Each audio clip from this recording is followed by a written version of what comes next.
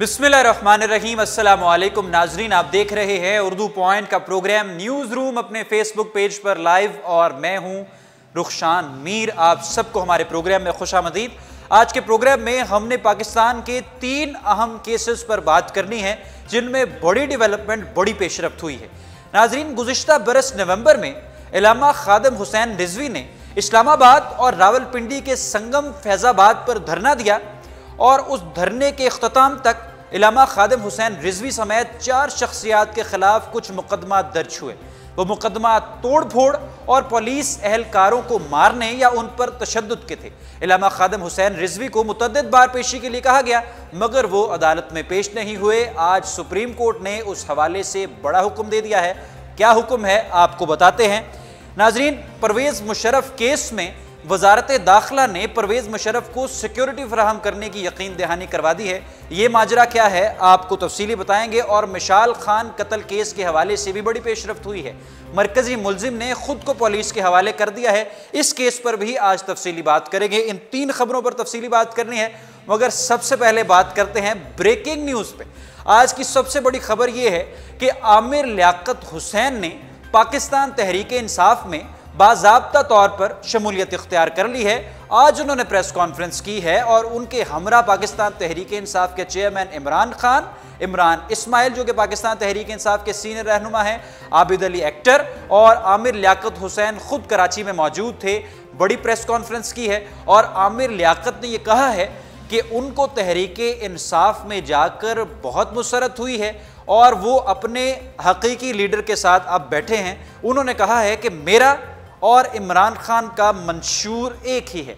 इमरान खान भी करप्शन के खिलाफ लड़ रहे हैं और मैं भी करप्शन के खिलाफ लड़ना चाहता हूं। आमिर लियाकत ने कहा कि गुज़िश्ता 30 वर्षों में कराची का हाल बुरे से बुरा ही हुआ है। अब पाकिस्तान तहरीक इंसाफ 2018 के इंतखाबात में क्लीन स्वीप करेगी।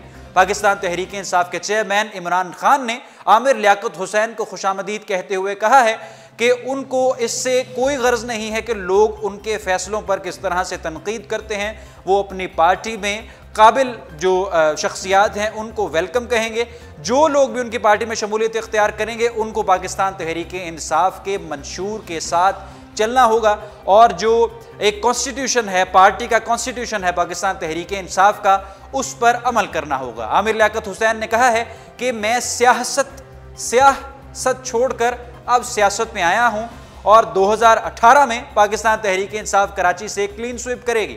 आप में से बहुत से नाजरीन ये जान चुके हैं, ये जानते हैं और जो नहीं जानते उनकी इत्तला के लिए अब अर्ज है कि आमिर लियाकत हुसैन इससे कबल सन 2002 से 2007 तक सियासत में रहे हैं। सन 2002 में उन्होंने कराची के हल्का NA 249 से 30,000 वोट्स के साथ इंतखाब जीता था और उस वक्त वो मुत्तहिदा कौमी मूवमेंट के बिहाफ पर इंतखाब में उन्होंने हिस्सा लिया था। MQM की सीट उन्होंने 30,000 वोट्स के साथ 2002 में जीती थी, जिसके बाद उन्हें minister of state for religious affairs तैनात किया गया और साथ ही साथ फिर 2004 में शौकत अजीज की काबीना में उन्हें ज़कात और अशर डिवीजन की जिम्मेदारी भी सौंप दी गई। 2007 में उन्होंने सियासत से रिजाइन किया और 2008 में MQM ने उन्हें अलहदा कर दिया। MQM ने, मुत्तहिदा कौमी मूवमेंट ने अपनी जमात से अलहदा कर दिया। वो जो हल्का था NA 249 जहाँ से आमिर लियाकत ने 2002 में इंतखाब जीता था MQM के टिकट पर, अब वहाँ से फारूक सत्तार साहब, मुत्तहिदा कौमी मूवमेंट पाकिस्तान के सरबरा, वो MNA है। उससे कबल जो 2008 का इंतखाब हुआ तब भी फारूक सत्तार साहब ने वहाँ से कंटेस्ट किया हल्का NA 249 से। 2013 में भी फारूक सत्तार साहब ने ही उस हल्के से कंटेस्ट किया और अब ऐसा लगता है जो प्रेस कॉन्फ्रेंस अभी कुछ देर कबल ख़त्म हुई है पाकिस्तान तहरीक इंसाफ की, इमरान खान साहब कराची में मौजूद थे, इमरान इस्माइल, आमिर लियाकत हुसैन साहब, आबिद अली जो एक्टर हैं वो मौजूद थे।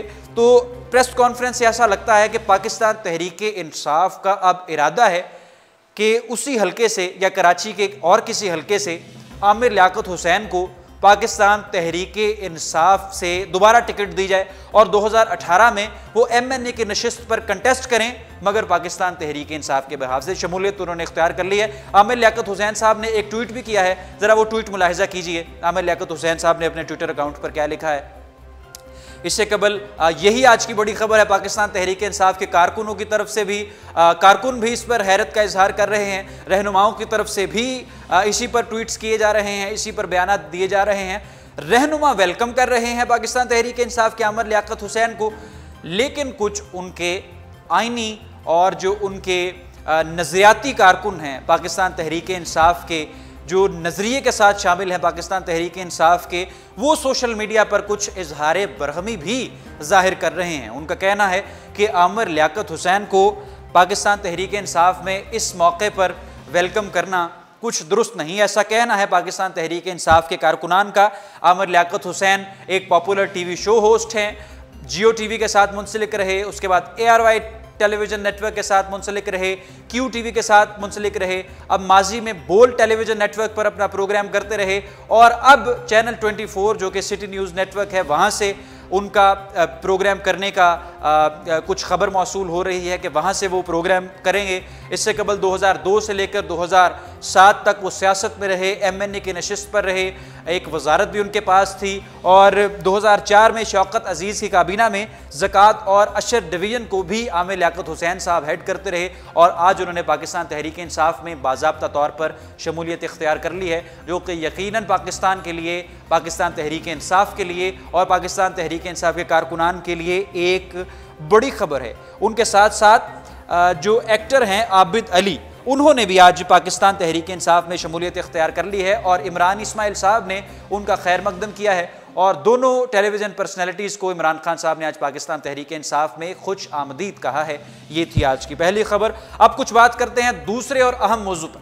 नाजरीन, गुज़िश्ता बरस सन 2017 के नवंबर में इस्लामाबाद और रावलपिंडी के संगम फैज़ाबाद पर एक बहुत बड़ा धरना हुआ, जिसकी क़यादत कर रहे थे इलामा खादिम हुसैन रिजवी साहब। वो धरना क्यों शुरू हुआ?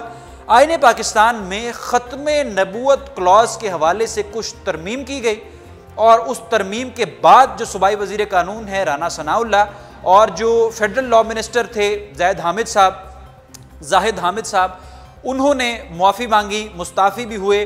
राना सनाउल्लाह साहब ने भी मुआफ़ी मांगी, मगर सज़ा का मुतालबा किया जा रहा था और जब तक धरना जारी था, जब धरना शुरू हुआ, उस वक्त तक जाहिद हामिद साहब ने इस्तीफ़ा नहीं दिया था। इस्तीफ़ा उन्होंने बाद में दिया, तो उनके इस्तीफ़े के मुतालबे के लिए धरना दिया गया इस्लामाबाद और रावलपिंडी के संगम फैज़ाबाद में, जिसकी सदारत कर रहे थे इलामा खादिम हुसैन रिजवी। 22 रोज़ पर यह धरना जारी रहा। नवंबर में 22 दिन यह धरना चलता रहा और इस धरने के दौरान मुतअद्दिद बार डेडलाइंस दी गई वजारत दाखिला की जानिब से। अहसन इकबाल टीवी प्रोग्राम्स में और प्रेस कॉन्फ्रेंसेस में ये कहते रहे कि फ़लाँ तारीख़ है, इस धरने को वाइंड अप किया जाए, आपके जो मुतालबात हैं हमें मिल गए हैं, उस पर अमल हो जाएगा। मगर उस वक्त तक जाहिद हामिद साहब ने ना इस्तीफ़ा दिया और ना ही वहाँ से धरना ख़त्म हुआ। अलबत्ता इसके दौरान जो क्रैकडाउन हुआ पुलिस की जानिब से, उस दौरान जब पुलिस ने उनको हटाने की कोशिश की तो बड़ी तोड़ फोड़ हुई।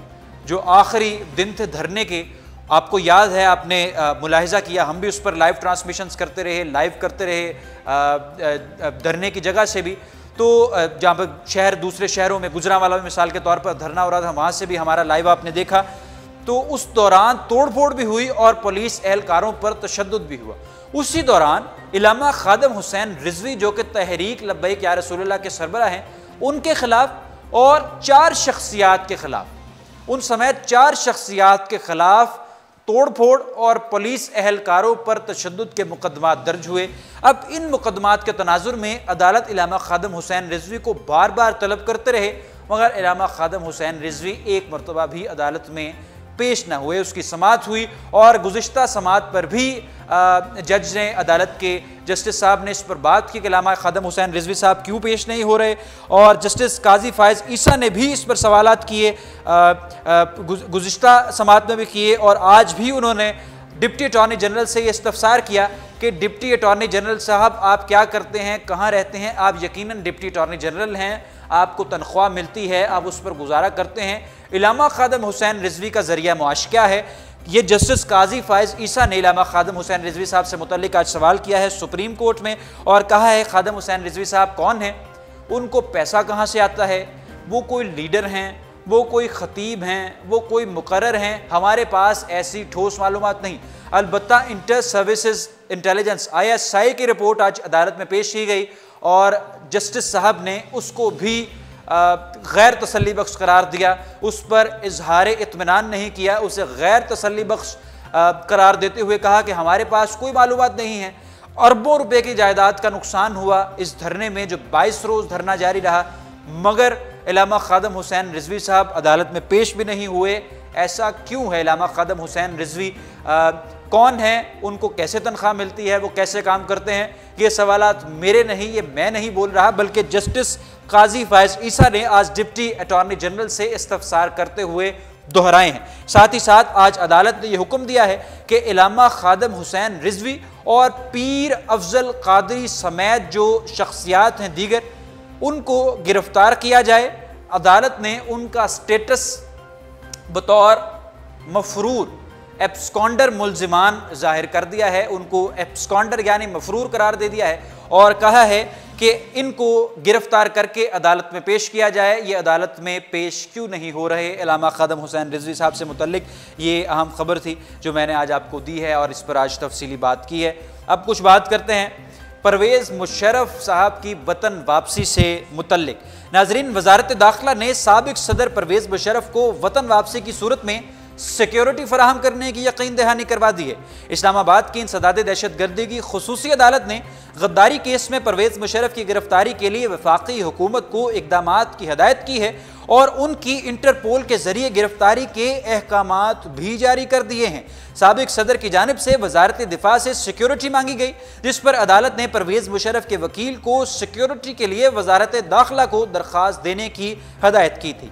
वजारत दाखिला ने साबिक सदर परवेज़ मुशर्रफ को वतन वापसी की सूरत में सिक्योरिटी फराहम करने की जो है यकीन दहानी करवा दी है और वजारत दाखिला की जानिब से परवेज़ मुशर्रफ के वकील अख्तर शाह को ख़त लिखा गया है और उस ख़त का मतन नाजरीन ये है कि परवेज़ मुशर्रफ की वापसी की तारीख से आगाह किया जाए, हम उन्हें मुकम्मल सिक्योरिटी से आरास्ता करेंगे, परवेज़ मुशर्रफ को मुकम्मल सिक्योरिटी दी जाएगी। साबिक सदर के वकील ने वजारत दाखिला के ख़त पर अपने जवाब में कहा है कि यकीन नहीं है कि हुकूमत इनके मौक्कल को सिक्योरिटी फराहम करेगी, लिहाजा हुकूमत अदालत को आगाह करे कि वो परवेज़ मुशर्रफ को क्या सिक्योरिटी फराहम करेगी। ये मुकालमा है, ये खतूत का जो ट्रांसफ़र है वजारत दाखिला और परवेज़ मुशर्रफ साहब के वकील अख्तर शाह के दरमियान। अख्तर शाह ने कहा है कि हमें यकीन नहीं हुकूमत पर कि हुकूमत उन्हें सिक्योरिटी फराहम करेगी और हुकूमत यानी वजारत दाखिला कह रही है कि वो यहाँ पर आएँ और उनको मुकम्मल सिक्योरिटी फराहम की जाएगी। अलबत्ता परवेज़ मुशर्रफ के वकील ने कहा है कि अदालत को स्टेटस से आगाह करें, अदालत को बताएं कि ये सिक्योरिटी किस नौयत की होगी, परवेज़ मुशर्रफ अगर पाकिस्तान आते हैं तो उनके साथ क्या सलूक किया जाएगा। अब प्रोग्राम में बात करते हैं अपने आखिरी मौजू के हवाले से। नाज़रीन, मिशाल खान अब्दुल वली खान यूनिवर्सिटी का 23 साला नौजवान जो अपनी यूनिवर्सिटी में सहाफ़त की तालीम हासिल कर रहा था, जर्नलिज्म पढ़ रहा था, उसको एक ग्रुप ने तौहीने रिसालत का, तौहीने मजहब का उस पर इल्ज़ाम लगाकर उसको कत्ल कर दिया, उसको गोलियां भी मारी और बहिमाना तशद्दुद करके उसे अब्दी नींद सुला दिया। इसके बाद एक JIT यानी मुश्तरका तहकीकाती कमेटी तश्कील दी गई और मुश्तरका तहकीकाती कमेटी ने अपनी फाइंडिंग्स ऐसे जाहिर की और कहा कि मिशाल खान ने कोई तौहीने रिसालत नहीं की है, मिशाल खान का कत्ल गलत हुआ है। जिसके बाद फिर कानूनी अदारे हरकत में आए और तकरीबन 57 लोगों को गिरफ्तार किया गया, 57 लोगों को गिरफ्तार किया गया, जिनमें से एक शख्स को, एक मुजरिम को सजाए मौत सुना दी गई और 5 को उम्र कैद सुनाई गई, 25 को 4 साल की कैद सुनाई गई और 26 को जो है उन्होंने जो है गिरफ्तार किया और उनको फिर 27 फरवरी को पेशावर हाई कोर्ट ने उनकी बेल मंजूर की, उनकी जमानत मंजूर की, उनको रिहा कर दिया। 3 बड़े मुल्जिमान थे जो मिशाल खान कत्ल केस में मतलूब थे, जिनमें से एक साबिर मयार था, जिसकी तस्वीर आप इस वक्त अपने स्मार्टफोन्स और लैपटॉप्स की स्क्रीन्स पर देख सकते हैं। ये साबिर मयार पख्तून स्टूडेंट फेडरेशन का सदर था और इसने मिशाल खान को कत्ल करने में मरकज़ी किरदार अदा किया। आज इसने खुद को पुलिस के हवाले कर दिया और पुलिस की इस वक्त हिरासत में है। DPO डॉक्टर मियाँ सईद कहते हैं कि साबिर मयार ने खुद को गिरफ्तार कर दिया, बहुत अच्छा किया। जो दीगर 2 मुल्जिमान हैं उनकी गिरफ्तारी के लिए भी हमारी जो हैं काविशें वो तेज़ हैं और उस पर भी काम किया जा रहा है। इससे कबल गुज़िश्ता माह पाकिस्तान तहरीक इंसाफ के तहसील जो काउंसलर हैं, तहसील काउंसलर मोहम्मद आरिफ खान, उनको भी गिरफ्तार कर लिया गया था। अब जो मुल्जिमान हैं उनकी गिरफ्तारी के लिए काम किया जा रहा है और स्टेटस इस केस का मौजूदा मैंने आपको बता दिया है कि 57 लोगों को गिरफ्तार किया गया, एक शख्स को सजाए मौत सुना दी गई, 5 उम्र कैद, 25 को 4 साल के लिए 4 साल की कैद सुनाई गई और जो 26 दूसरे थे उनको जो गिरफ्तार थे 26 उनको 27 फरवरी को अदालत ने, पेशावर हाई कोर्ट ने उनको उनकी ज़मानत मंजूर कर ली है और उनको जमानत पर फ़िलहाल रिहाई दी हुई है। ये थी आज की अहम खबरें जो हमने अपने प्रोग्राम न्यूज़ रूम में तफसीली शामिल की। मज़ीद अपडेट्स के लिए विजिट करते रहिए हमारी वेबसाइट। रुखशान मीर को दीजिए इजाज़त और इन अहम मौज़ूआत पर अपनी राय का इजहार भी कीजिए। देखते रहिए उर्दू पॉइंट। अल्लाह हाफ़िज़।